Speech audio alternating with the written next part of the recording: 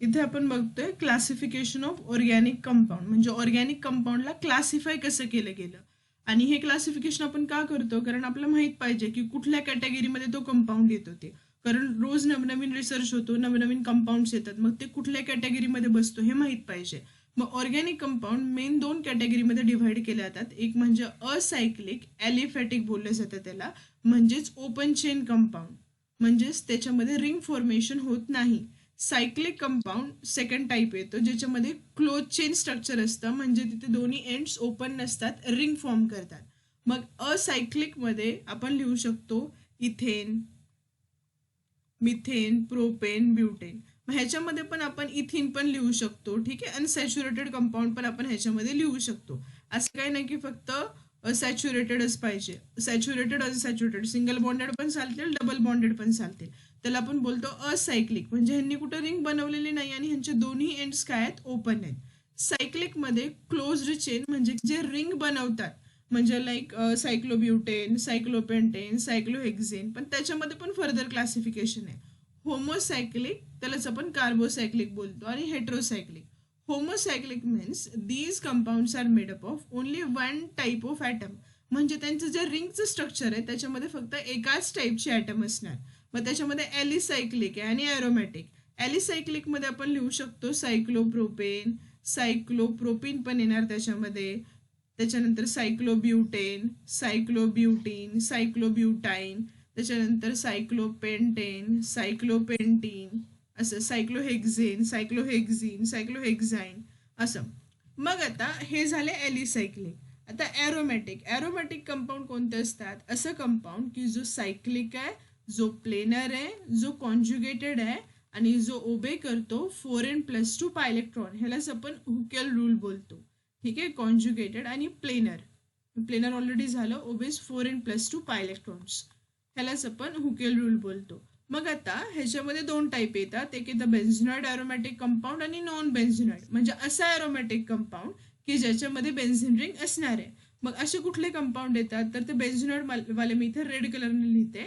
इथे आपण लिहू शकतो मिथिल बेन्झीन, त्याच्यानंतर आपण नायट्रोबेन्झीन, त्याच्यानंतर आपण लिहू शकतो ॲनिलीन. मग आता इथे क्वेश्चन असतो की बाबा NO2 मधला नायट्रोजन हा हेट्रो ॲटम आहे, तो सेम नाहीये, पण आपण फक्त रिंगचं स्ट्रक्चर बघणार आहे.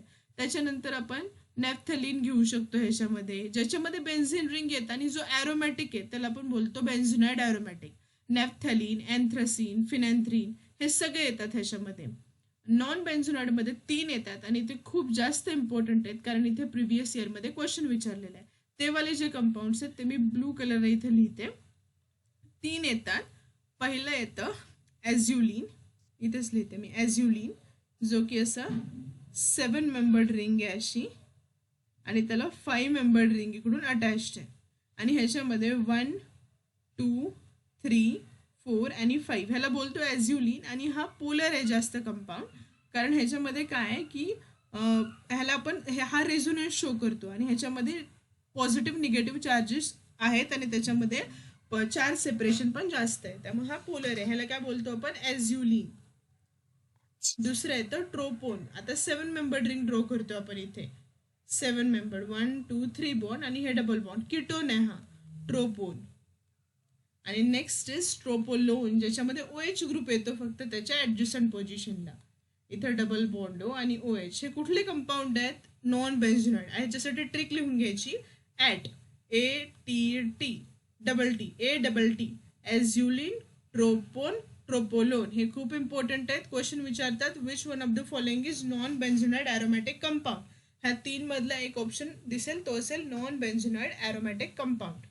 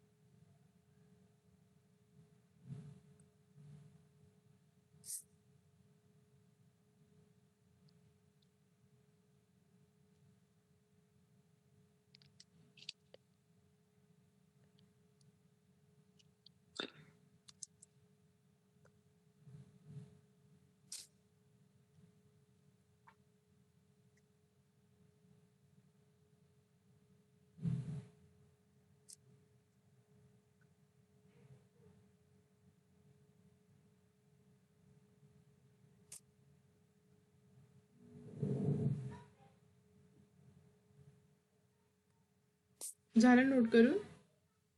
नाही, 1 मिनिट. ओके.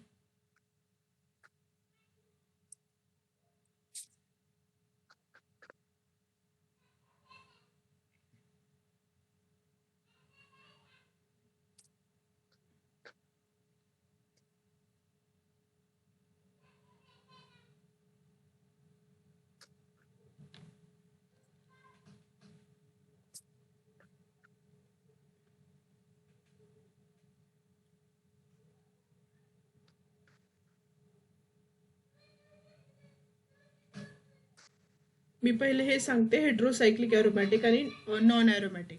मग ह्याचे एक्झाम्पल झाले की मग नोट करून घे. Heterocyclic aromatic compound. आता ह्याच्यामध्ये हेट्रोसायक्लिक मध्ये म्हणजे तुमची रिंग जी आहे तर ती बनणार आहे more than one type of atom. म्हणजे की तिथे डिफरंट ॲटम येणार आहे. ठीक आहे. Ring is made up of different types of atoms. मग आता ह्याच्यामध्ये हेट्रोसायक्लिक ॲरोमॅटिक आहे म्हणजे रिंगमध्ये डिफरंट ॲटम असेल तरी चालेल पण तो ॲरोमॅटिक पाहिजे.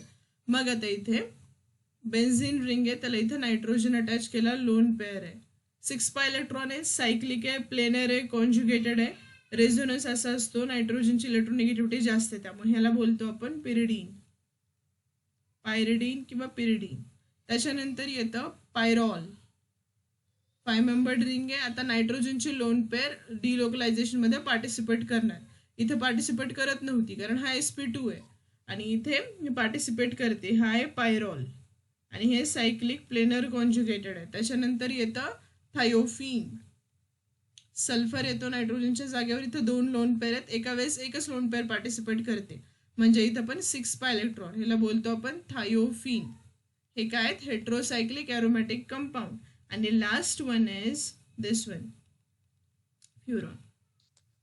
2 लोन पेअर आहेत ऑक्सिजनकडे, एकच लोन पेअर पार्टिसिपेट करते. आता हेट्रोसायक्लिक नॉन ॲरोमॅटिक सिम्पल आहे. ह्याच्यामध्ये जे डबल बॉन्ड आहेत ते काढून टाकायचे म्हणजे प्लेनर आहे ते नॉन प्लेनर होईल आणि नॉन प्लेनर झालं म्हणजेच काय नॉन ॲरोमॅटिक. आता नॉन ॲरोमॅटिकचे जे एक्झाम्पल्स आहेत तर त्याच्यासाठी मी कलर चेंज करते. इथे लिहिते मी benzene ring, sorry simple ring draw केली आणि त्याच्यामध्ये NHN आणि ह्याला H ड्रॉ केलं इथे. ह्याला बोलतो आपण पिपेरडीन. आणि दुसरा 5 मेंबर्ड रिंग N, इथे H, इथे डबल बॉन्ड नाहीये, त्याला बोलतो आपण पायरोलिडिन. मी इकडं स्पेलिंग लिहिते पायरोलिडिन. हे झालं इथे classification of organic compound. Clear आहे? हे समजलं व्यवस्थित? हो. काय डाऊट आहे? नाही.